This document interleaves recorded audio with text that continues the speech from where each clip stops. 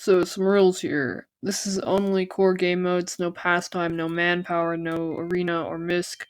Also, this is from a casual mindset, I don't play any comp.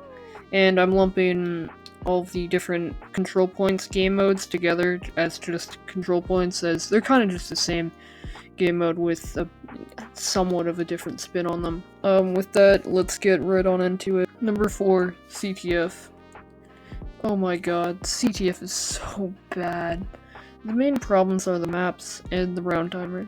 The maps would be good if there was no objective, like a deathmatch / more frag-focused game mode.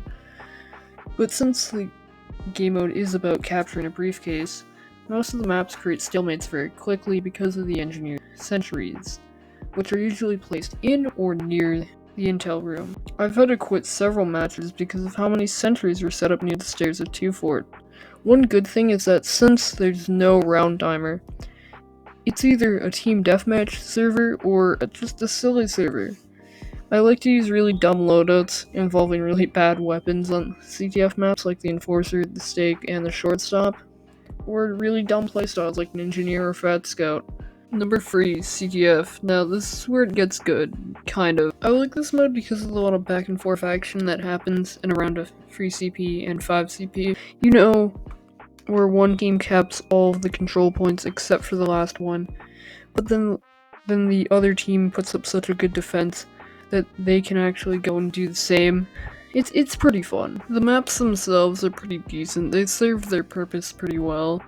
I'd say my favorite would be Powerhouse because it's kinda got a deathmatch map sort of feeling, with at least with the middle area. The main problem is the round timer, as it's 10 minutes at the start of a round, and when you cap a point, it's also 10 minutes, which means that the rounds last longer, which goes against the design of modern TF2 maps, which is to have shorter games so they can fit 2 rounds into a match. If I was to change anything, it'd be that the round timer would be 5 minutes. It's not too long where you can waste time, but not too short where you can rush through a match. For those wondering if we'll ever get a TF2 deathmatch mode, this is the closest we'll ever get to it, a frag-only game mode.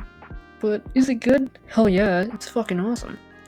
The main reasons are that since it's one control point, it's more frag focused, which is a lot of fun. I'd say my favorite map would have to be Harvest, as it's the most chaotic, aka the most fun of all the maps. But Badlands, High Pass, and King ain't bad either. This is also the most equal casual game mode, as it's 50% silly and 50% tryhard. Number 1, PL/Payload. Now the best game mode. This map uses story ideas like the rising and falling actions very well, mainly because even on the weakest maps, the last point feels like something big on both sides of the conflict. On Red's side, letting Blue cap this last point will mean that Blue will win.